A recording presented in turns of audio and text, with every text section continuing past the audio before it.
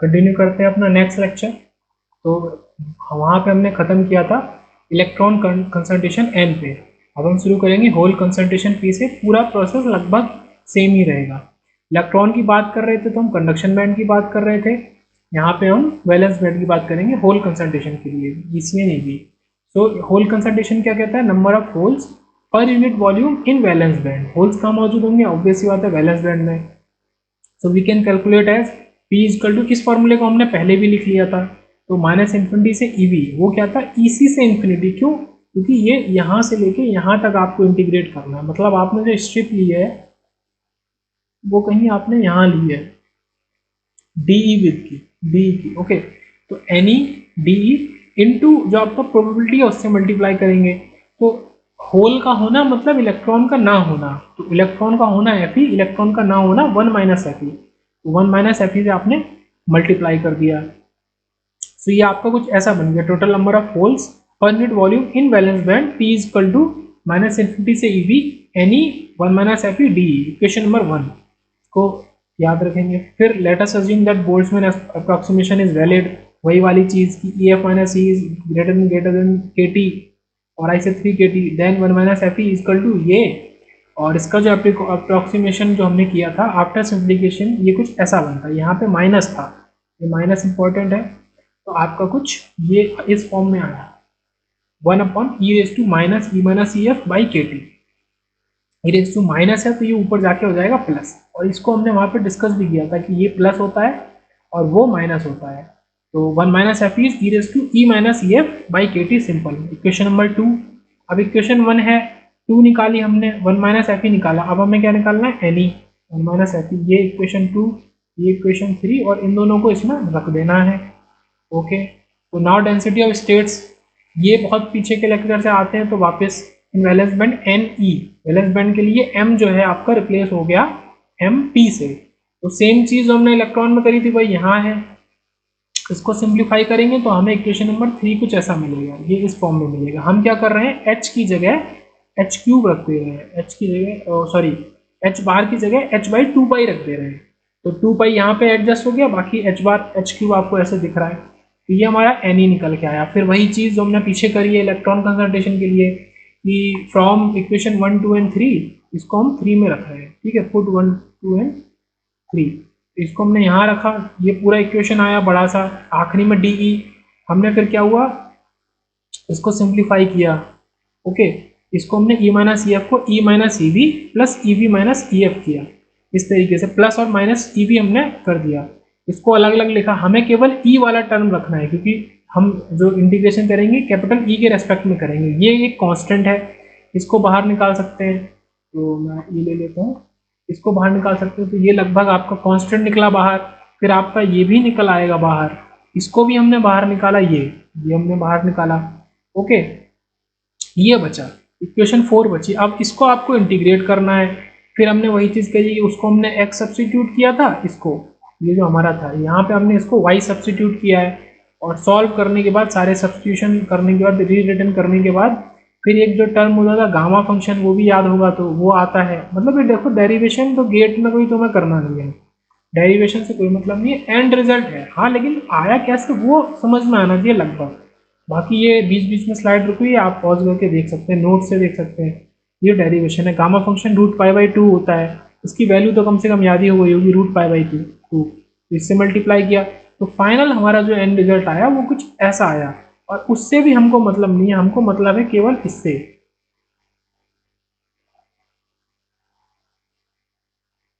Okay. P equal to N V, N V ये पूरा का पूरा टर्म है, ये जो पूरा का पूरा टर्म है, ये आपका ये आपका एन वी है। ऐसी वहां पे एन ए था, तो एन सी था, सॉरी, तो ये आपका एन वी। एन वी क्या? Effective density of states in valence band. वो क्या था? N C effective density of states in conduction band. तो यहाँ पे आपका E raise to minus E F minus E V, okay. वहां पे क्या होता था? E raise to E minus E C minus E F होता था।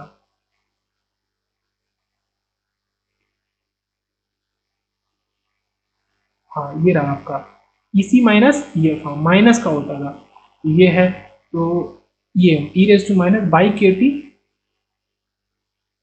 और N C N equal to, ये मैंने साथ के साथ लिख दिया, आप कंपैरिजन भी कर सकते हैं। तो कुछ इस तरीके से माइनस होगा, वहाँ ई सी माइनस ई एफ, यहाँ पे ई F minus E we. E F आपका फर्मी लेवल है, आपको पता है मिड में होती है, मिड लेवल में होती है। तो ये आपका निकल के आया। अब कुछ नोट करने की बात है कि आपका ये जो इफेक्टिव मास है, अगर ये दोनों इक्वल है तो आपका इफेक्टिव डेंसिटी ऑफ स्टेट्स भी इक्वल हो जाएंगे, क्योंकि दोनों का फॉर्मूला सेम है। सेम किस सेंस में है, ये जो आपका एन बी निकल के आया है, वहां पे केवल एन, अगर आप एन सी की बात करो तो वहां पे सब कुछ सेम होता है, एम एन स्टार होता है वहां पे, के P P by two upon H square, वहां पे बस क्या होता है, एम एन होता है। तो एम पी और एम एन दोनों ही इक्वल है, तो आपका एन सी और एन बी भी इक्वल होगा। अच्छा, एक बात और पता होनी चाहिए कि ये किस ऑर्डर का होता है। अगर हम बात कर रहे हैं कि टेम्परेचर हम 300 केल्विन लेते हैं, तो आपका जो एन सी और एन बी है ये किस ऑर्डर के होते हैं, तो 10⁻19 पर सेंटीमीटर क्यूब, इतने बड़े ऑर्डर के हो सकते हैं।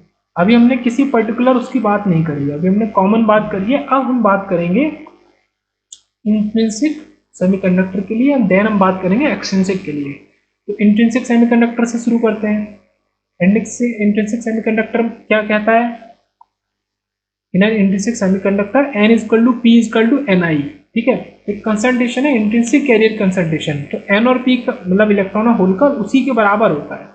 ये हमने बनाया अपना diagram, valence energy band diagram, which is very common.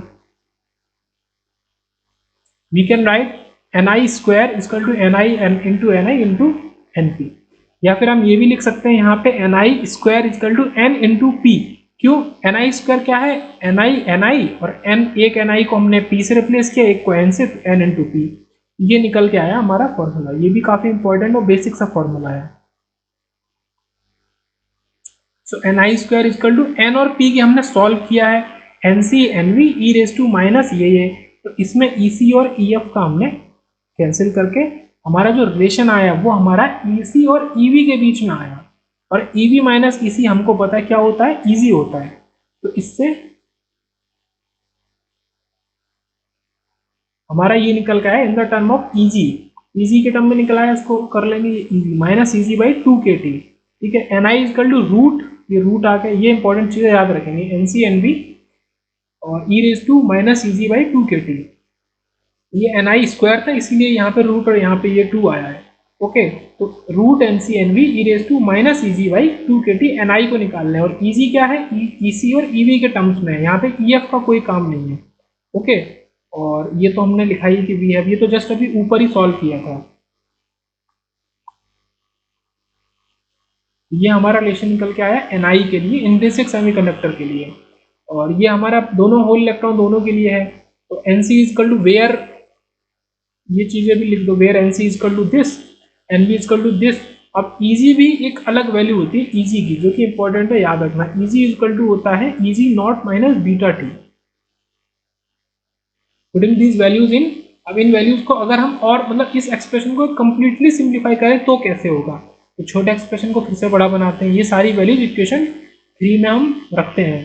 तो N I square equal to equation, this is 3, putting in equation 3, okay, because this is equation 3। Equation 3 में रखते हैं N I square equal to, sorry equation 2 में ही रखा है, equation 2 में रखा है जो एन आई स्क्वायर वाली इक्वेशन, ये यहाँ पे एन आई स्क्वायर वाली इक्वेशन 2, यहाँ पे रूट नहीं लिया था, तो ये हमने एक इसकी वैल्यू रखी, ये हमने इसकी वैल्यू रखी, ई जी की जगह ई G not minus beta T रखा बाई के टी। ठीक है, ये 3 अलग अलग वैल्यू आई, 3 अलग अलग वैल्यू आई। तो इसको सॉल्व करके हमारा जो एन आई स्क्वायर आया वो कुछ ऐसा आया, टी क्यूब है इसमें term, E raise to minus E G naught by K T आया है, E raise to beta by K सब कांस्टेंट है। इस कांस्टेंट को हमने लिया ए नॉट, इसको हाईलाइट करना जरूरी है, इस कांस्टेंट को लिया हमने ए नॉट, जिसको कि हमने बोला है मटीरियल कांस्टेंट। तो एन आई स्क्वायर का जो फाइनल फॉर्मूला है equal to A naught into T cube, capital T cube into E raise to minus E G naught by K T. T capital T हमको सबको पता है temperature in kelvin, E G naught है energy gap at 0 kelvin. तो हमने इसको भी एक वैल्यू ले लिया, इजी की जगह हमने उसको पर्टिकुलर सॉल्व करके इजी नॉट बना दिया, कि हमें बस इतना याद रखना है कि 0 केल्विन पे एनर्जी गैप क्या है। और टेम्परेचर अलग से जो लगाएंगे तो उसको हम डायरेक्ट यहाँ आंसर में पुट करेंगे, और ए नॉट हमको पता होगा। तो इस हिसाब से इतना सारा जो भी कैलकुलेशन था वो हमारा सिर्फ इतना बन गया, और ये वैल्यूज कुछ कैलकुलेटेड होती हैं पहले से। ओके, अब इक्वेशन 4 की बात करते हैं। अगर इसमें हम टेम्परेचर को बढ़ाएं तो हमको साफ दिख रहा है कि Ni is directly proportional to T की पावर 3। तो हमारा जो टेम्परेचर को बढ़ाने पे Ni हमारा घटेगा T की पावर 3/2। ओके, तो ये 2 की, क्योंकि Ni स्क्वायर था। अब हम बात कर रहे हैं Ni की, ये हमारा कुछ ये रूट टी और टी क्यूब के फॉर्म में आ गया, इस पर रूट लग गया, तो जो रिलेशन है वो इनवर्स हो गया। ओके, इसको हम ऐसे लिख सकते हैं टी की पावर 1/टी क्यूब, सॉरी। तो इससे हमारा जो रिलेशन है वो इनवर्स हो गया। अब इनवर्स रिलेशन से हमें साफ पता है कि ये बढ़ाएंगे तो ये गिरेगा। तो यहाँ से क्या, ऐसे तो टी क्यूब दिख रहा है, पर हम बात करेंगे एनआई की। एनआई और टी का रिलेशन क्या होगा, ना कि एनआई स्क्वायर। एनआई का जो स्क्वायर है उधर जाके रूट, जैसे ही वो रूट बना तो रिलेशन इनवर्स हो गया। अब टिपिकल वैल्यूज ऑफ एनआई की बात करें, अगर अलग अलग टेम्परेचर या रूम टेम्परेचर पे 300 केल्विन पे सिलिकॉन की 1.5 × 10⁻10 पर सेंटीमीटर क्यूब, जर्मेनियम की और ज़्यादा 2.4 × 10⁻13 पर centimetre cube, and gallium arsenide की 1.8 × 10⁻6 पर सेंटीमीटर क्यूब।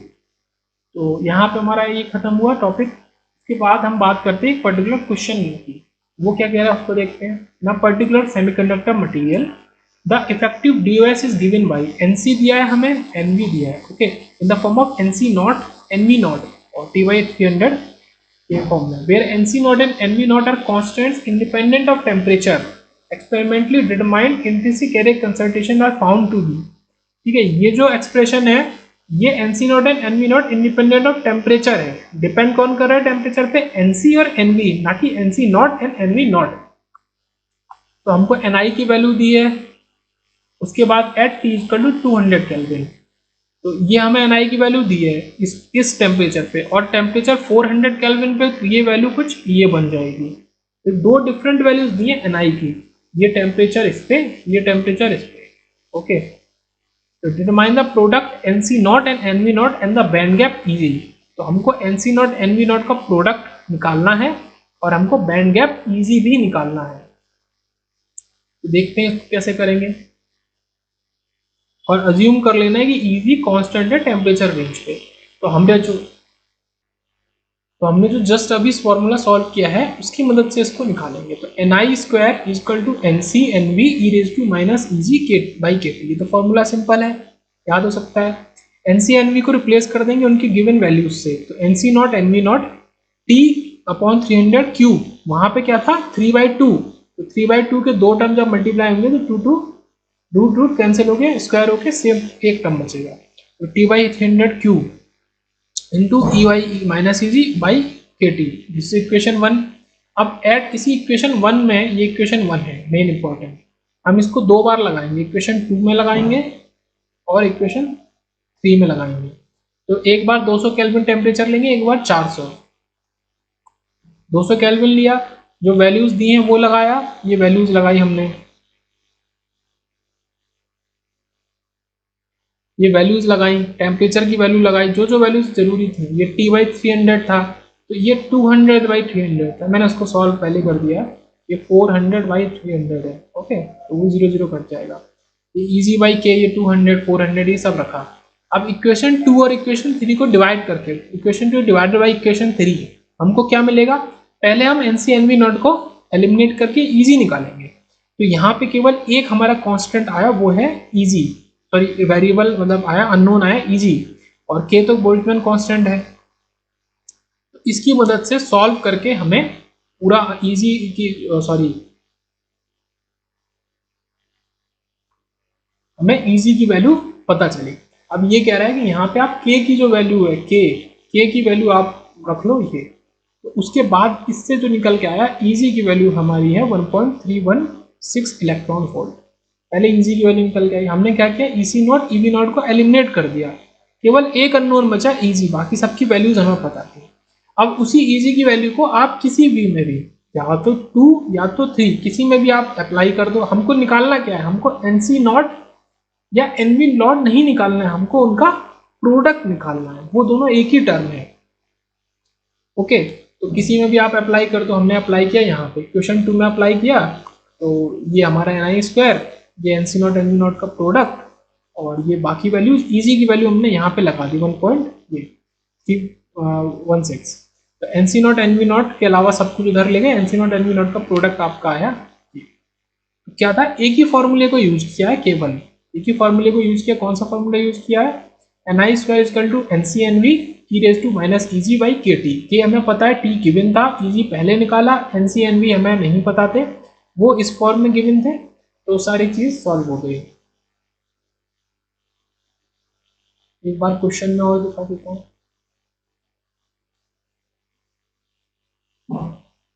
ये क्वेश्चन है,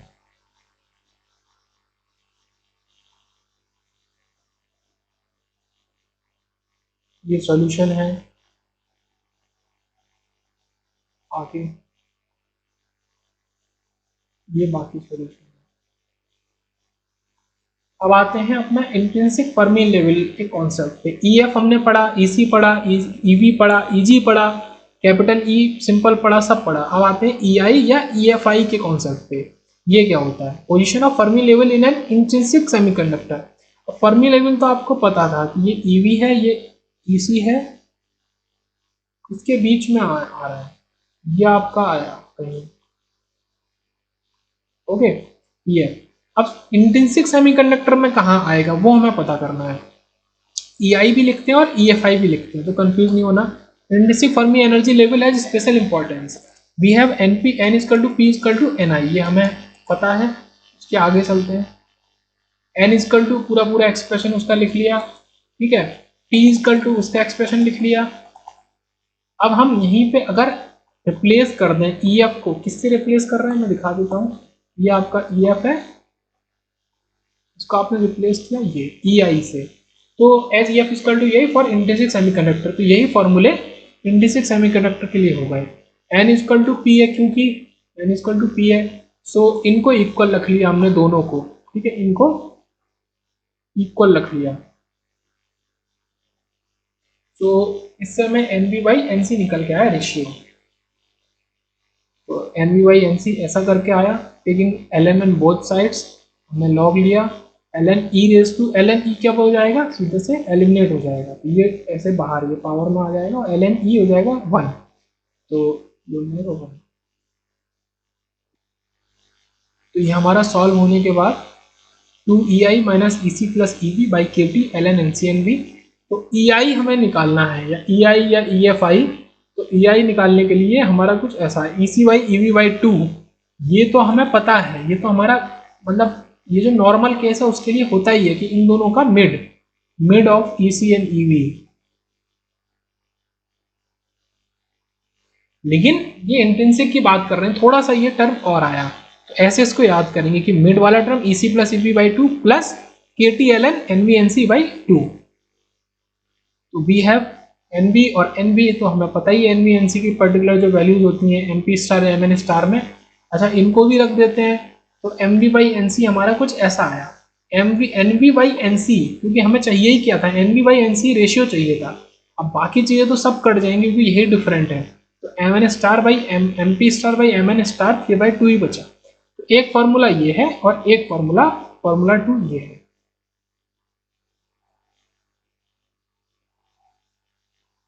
ये इंपॉर्टेंट है। तो E C plus E V by 2 plus 3/4 K T L N M P, ये कहाँ आया, देखो ये यहाँ से बाहर आया, ये दिखाते हैं, ये जो है ये बाहर आ जाएगा। एल एन एक्स की पावर, ये तो सबको पता होना चाहिए, एक्स की power Y, Y L N X, power हम बाहर ला सकते हैं। तो ये 3/4 बन गया। तो इस तरीके से आया। इसको और कैसे लिख सकते हैं हम, ई mid gap plus 3/4 K T L N, ये हमारा M P M N star.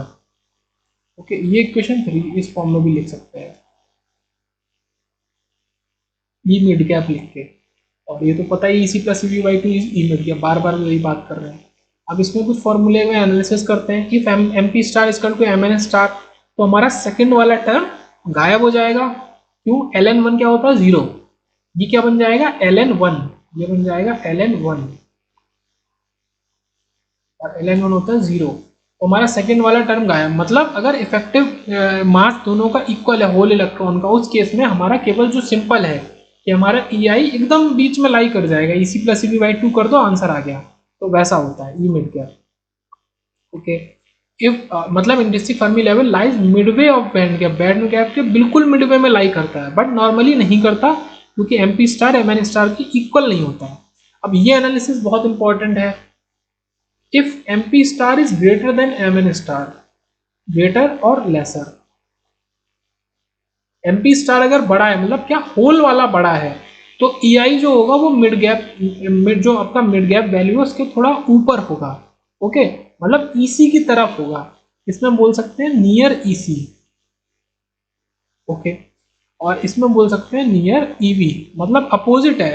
अगर होल वाला बड़ा है तो ईसी के पास है, और अगर आपका इलेक्ट्रॉन वाला बड़ा है इफेक्टिव मास, तो आपका इसके ईवी के पास है।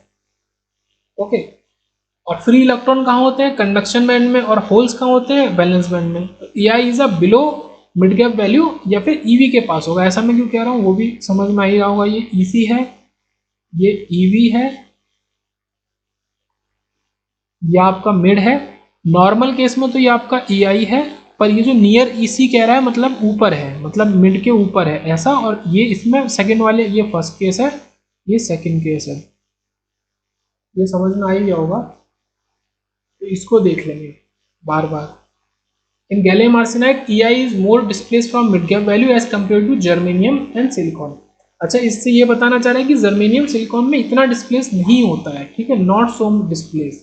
बट गैलियम आर्सेनाइड में क्या होता है? मोर डिस्प्लेस होता है मिड गैप वैल्यू से, हमारा जो ई आई होता है।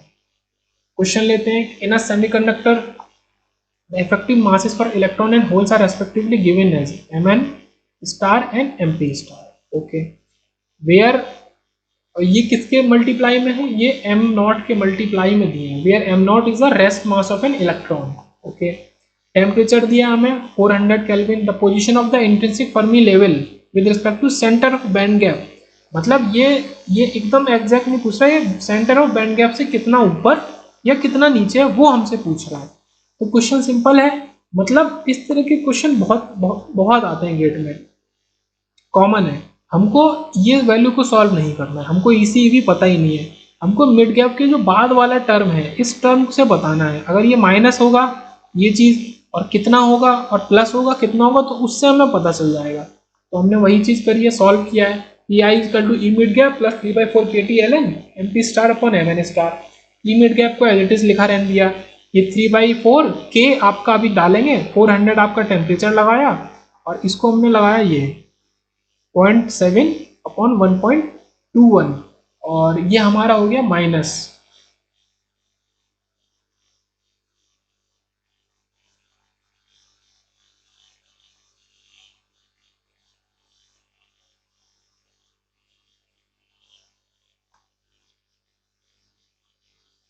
तो माइनस कब आएगा? माइनस आएगा जब आप इस पूरे को सॉल्व करेंगे, तो ये आपको माइनस में वैल्यू देगा। तो टेक्निकली यहाँ पे प्लस ही लिखना चाहिए। अब इसको सॉल्व करने के बाद आपका है 0.014। आप इसमें क्या क्या डालोगे? के की वैल्यू डालोगे और इस एल एन को आप सॉल्व करोगे। तो ज़्यादा कुछ नहीं है, 3/4 है, इंटू के है, इंटू 400 है, और इंटू एल एन ये है। ये आप वर्चुअल कैलकुलेटर से सॉल्व कर सकते हैं। आपका ये माइनस वैल्यू दे रहा है, तो वैल्यू तो निकल के आ गई कि ई मिड गैप से या तो ऊपर है या नीचे 0.014 इलेक्ट्रॉन वोल्ट है। ऑप्शन देख के आपको समझ में आ गया कि भाई ये दोनों तो पूरी तरह गलत है। अब बात आई बिलो की या अबव की, तो माइनस का सीधे से मतलब है कि ई मिड गैप माइनस उसके नीचे है। तो इस माइनस प्लस का बड़ा सिग्निफिकेंस है। ये जो माइनस प्लस आ रहा है, अगर ये माइनस है मीन्स बिलो, मतलब ये वाला आंसर। और अगर ये प्लस आता मतलब मिड गैप से और ज़्यादा ऊपर है, तो आपका ऊपर हो जाता, अबव हो जाता। इस तरह के क्वेश्चन काफ़ी कॉमन है, फ्रिक्वेंटली आते हैं।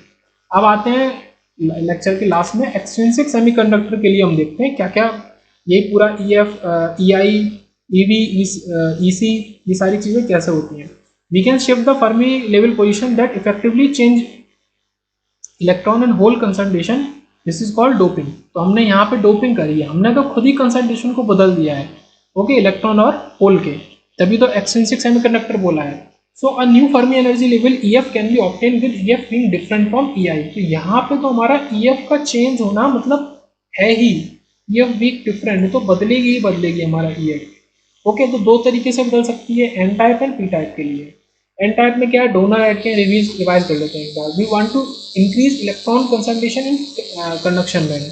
पी टाइप में हमने एक्सेप्टर लगाए हैं और we want to increase hole concentration in valence band. तो एन को बढ़ाना है, आप क्या करोगे, आप क्योंकि माइनस में वैल्यू है और इसको आप घटा दोगे, इसको अगर आप घटाओगे तो आपका एन बढ़ जाएगा। आप एनसी को तो नहीं छेड़ सकते, ना ही आप एनवी को छेड़ सकते हैं, आप ये जो EC माइनस EF है इसमें कर सकते हैं चेंजेस।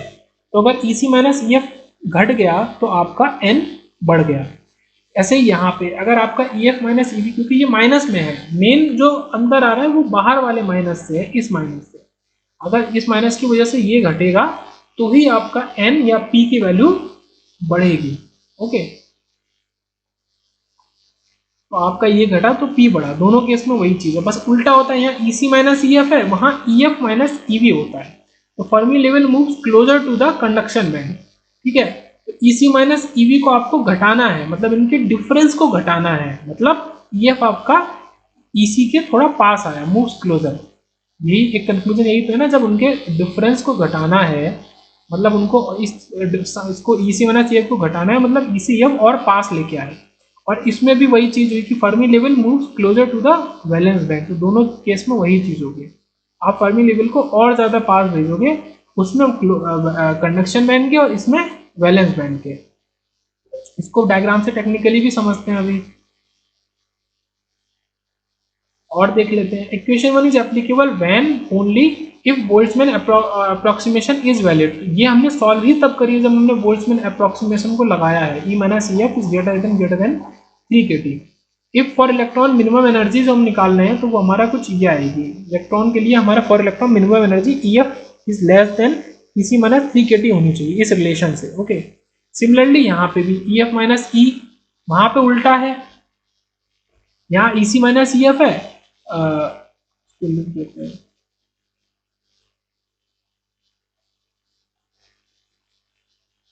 और यहाँ EF माइनस V है। तो ये हमारा जो EF बड़ा होना चाहिए EV प्लस 3 kT से, यहाँ पे छोटा होना चाहिए। तो ये जो रिलेशन है ये भी याद रखेंगे।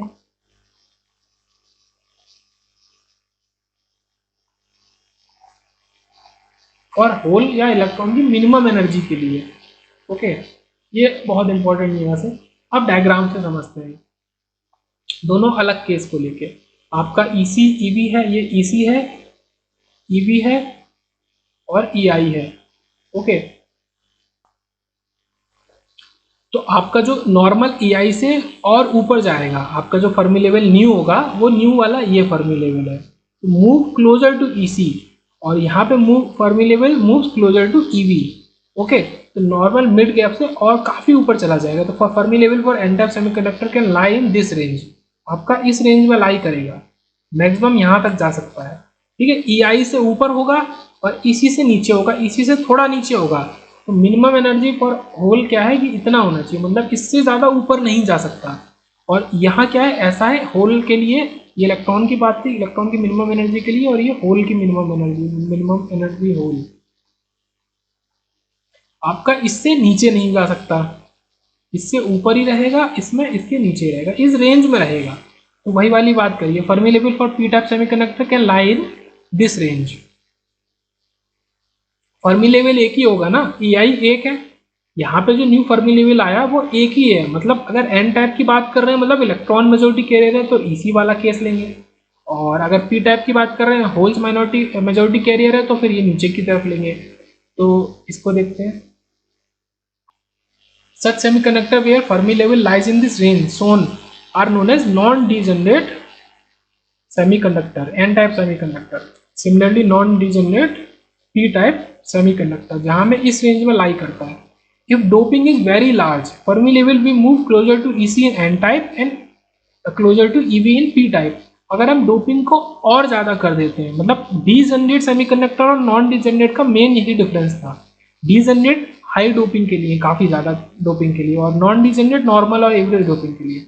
अगर हम डोपिंग को और ज़्यादा बढ़ा देंगे, अच्छा इससे ये भी कंक्लूजन निकल रहा है, आप जितनी डोपिंग बढ़ाएंगे उतना ही ये आपका नीचे आ जाएगा, ये आपका ऊपर आ जाएगा। अगर मैं किसी और से करूं तो आपका इतना करीब आ सकता है। अगर मैं डोपिंग को और ज़्यादा बढ़ा दूं और मैं डोपिंग को और ज़्यादा बढ़ा दूं तो आपका ये ऐसे हो जाएगा। ओके, तो if doping is very large Fermi level will move closer, तो हमने देख लिया है। तो इसी EC minus EF is less than 3 kT और एन टाइप, तो EF is greater than EC minus 3 kT। For P type ये वही चीज़ है, EV plus 3 kT, EF is less than EV plus 3 kT। Then such semiconductor are called as degenerate semiconductor, degenerate n type और degenerate p type। For degenerate semiconductor relations कैसे होते हैं? For degenerate semiconductor के लिए ये valid नहीं होते हैं, ठीक है, ये गलत है, ये वैलिड नहीं होते हैं, हम नहीं लगा सकते इन रिलेशन को, वो देखेंगे आगे क्या लगा सकते हैं।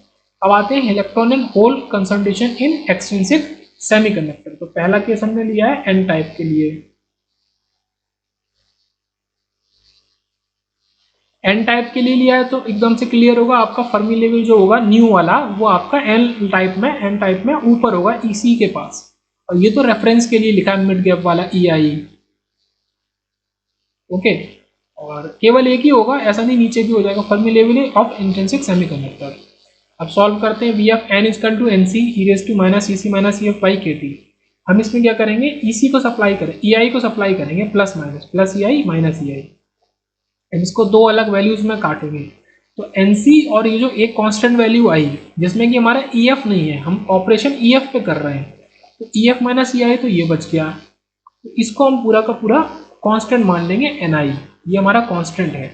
Hair hence n is greater than Ni, क्योंकि Ni किसी चीज में मल्टीप्लाई हो रहा है और ये E प्लस है, क्योंकि E की पावर में प्लस है, तो n Ni से बड़ा ही होगा, and EF can't be equal to EI, और EF EI के इक्वल नहीं हो सकता in N N type semiconductor, equal हो ही नहीं सकता। ओके, अगर ये इक्वल हो गया, e रेज टू 0 हो गया, e raise to 0 is 1, n equal to Ni तब हो जाएगा, लेकिन n तो बड़ा होगा Ni से। और p टाइप अब उसके लिए भी बना के दिखा दिया, उसके लिए ये नीचे आया, सेम चीज हमने करी, हमने क्या सप्लाई किया, EI माइनस EI और प्लस EI सप्लाई किया, और ये जो हमारा EI माइनस EF वाला हमने अलग ले लिया, ये पूरा कांस्टेंट बन गया, इस कांस्टेंट को हमने लिखा है Ni फिर से। ओके, और यहाँ पे भी वही चीज है कि P जो है वो Ni से बड़ा ही होगा, क्योंकि EF और EI इक्वल नहीं हो सकते। छोटा सा कंक्लूजन था। अब बहुत ही इंपॉर्टेंट, बहुत ही ज्यादा इंपॉर्टेंट टॉपिक पे आते हैं, जो कि है मास एक्शन लॉ।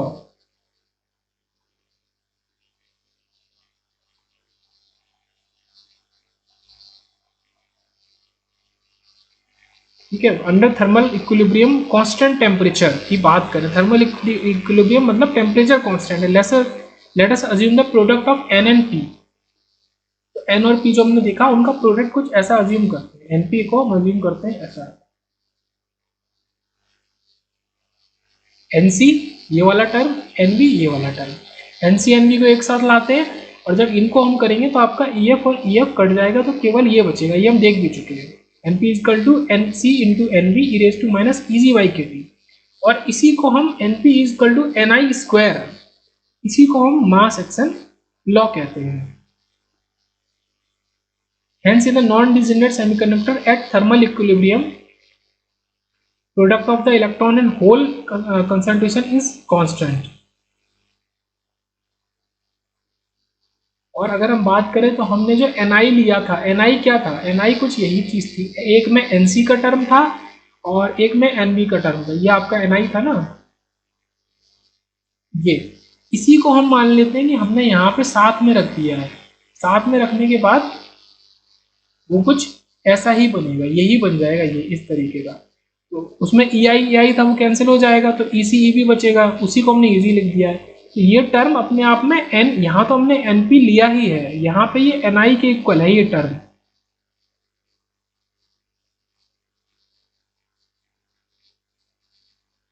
Ni एक बार और Ni दो बार, तो Ni स्क्वायर। तो ये मास एक्शन लॉस हुआ। Hence in a non degenerate semiconductor at thermal equilibrium product of electron and hole concentration is constant, ये कांस्टेंट होता है जो Ni स्क्वायर के इक्वल है।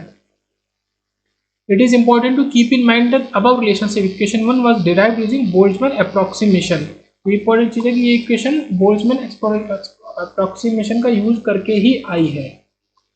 If the Boltzmann approximation is not valid, then above relation is also not valid.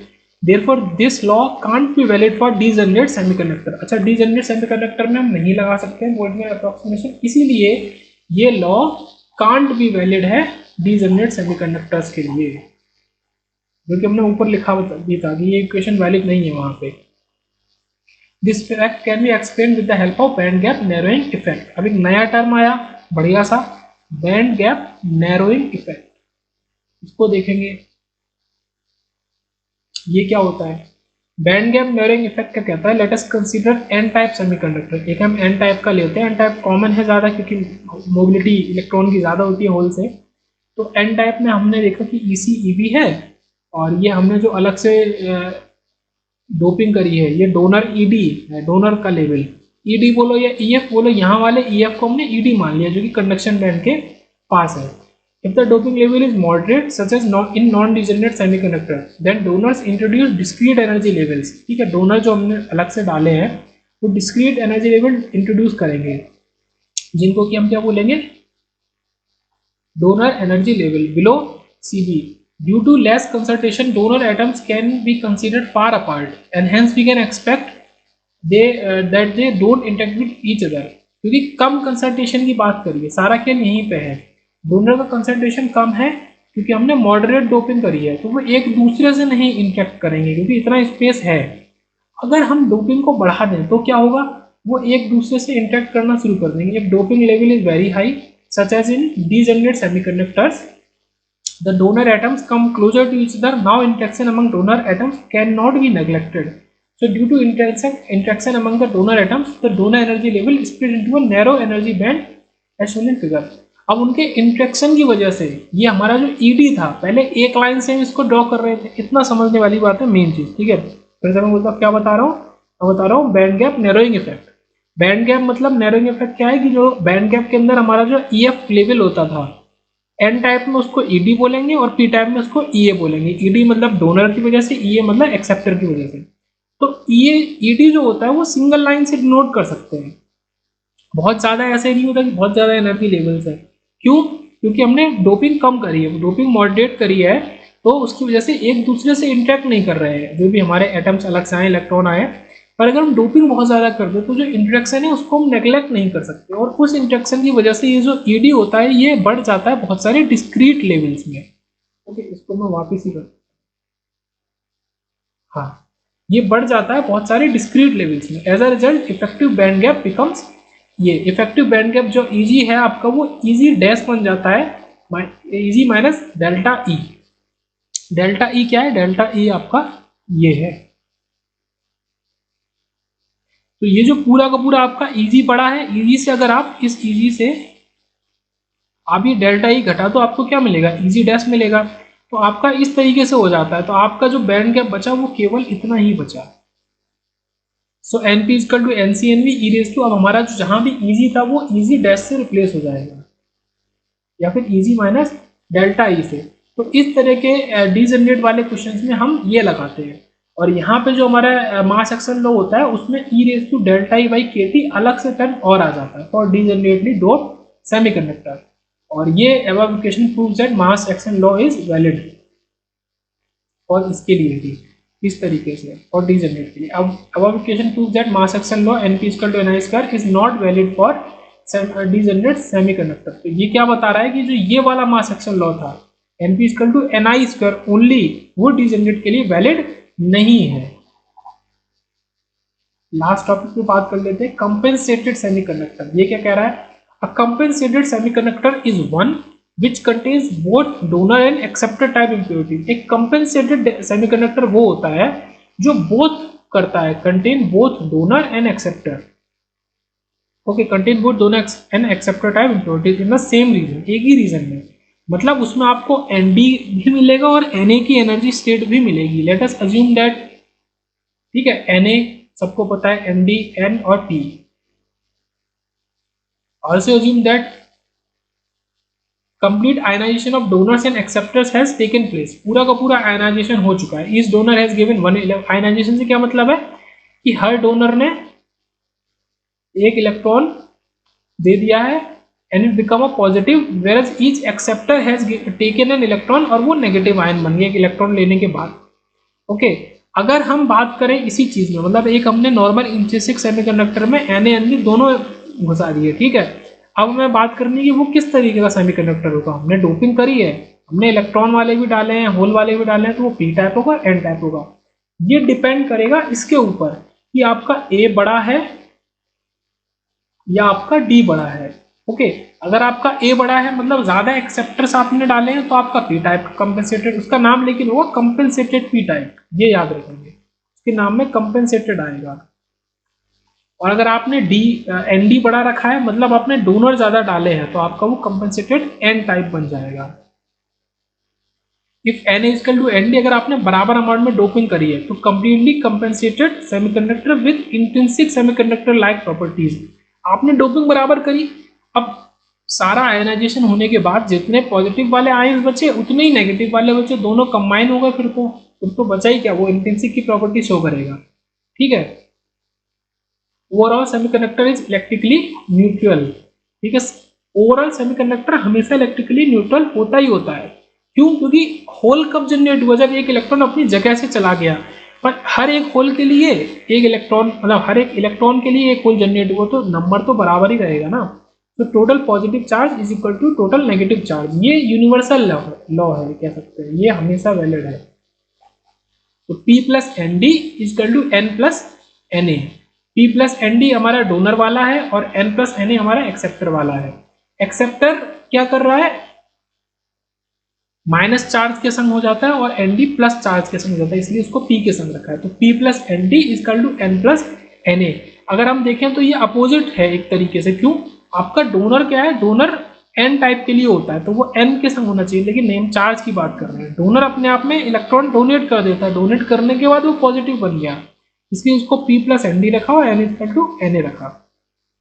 इसको charge neutrality principle, charge compensation principle, जो भी बोलना है वो बोल।